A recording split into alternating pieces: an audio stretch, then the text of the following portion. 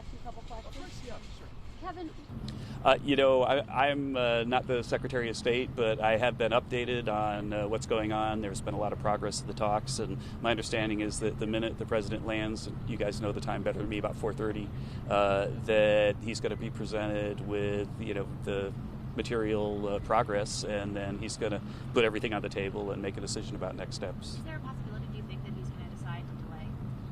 I think it's possible that, the president has all the options on the table, but the talks have been very collegial, amicable, and, my briefing on them has been that there's been a lot of progress where our technical experts who have really taken a deep dive into what the Mexicans could do to help get out in front of the border problem, that the Mexicans have agreed to do a lot of those things. But whether they've done enough to satisfy the president, who knows this issue better than anybody, is something that we'll find out when he lands at 4:30. I asked you why you were leaving. You got a number of questions about whether you're leaving because you have sensed there are some economic headwinds. What do you say to those American workers that do have concerns that if the Mexican tariffs do end up hitting 20%, 25%, this will start affecting American jobs in the automobile industry and farmers?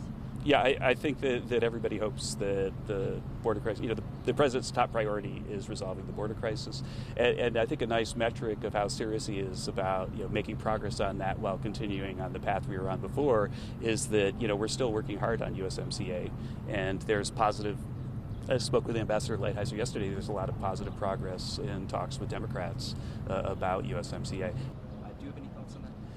I haven't looked at that specific study. It was at the Urban Tax Policy Center, I think, put that study out. I haven't looked at their math. I think a 5% Mexican tariff would not be noticeable in the aggregate statistics. At what point do you feel like it would start? I'd have to do some more math to tell you, but it would, at the beginning, it wouldn't be something that would be noticeable. I think we were encouraged that Mexico came prepared to put solutions on the table. But on Wednesday, I think we felt that they were wholly insufficient. They were a step forward, but insufficient. As negotiations continued yesterday, we were more encouraged that they came forward with some of the things that we put on the table Wednesday to say they were open to that.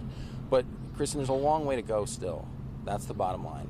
And so the legal teams are talking today, and we'll see how that progresses. But it's clear that there's still a long way to go.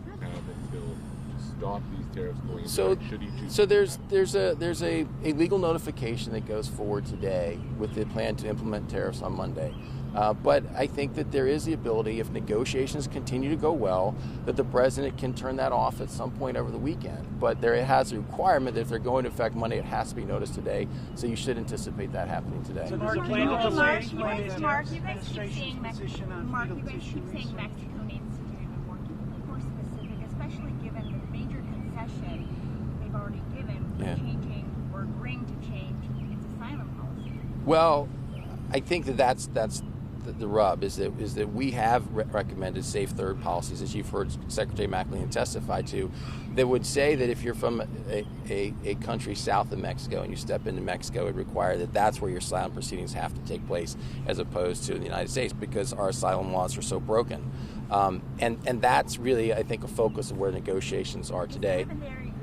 No, I don't. I think that that's something that we put on the table. The Vice President, Secretary Pompeo, did on Wednesday again, and I think there was receptivity to that yesterday. But I think there's a long way to go in that particular piece. If that isn't raised, is that enough? I think that the decision will be for the president to make. Again, it's less about the process of negotiation. It's more about actually seeing what are the actions taken that will drop those numbers. 144,000 last month we're on pace this year for over 1 million apprehensions on our side of the border.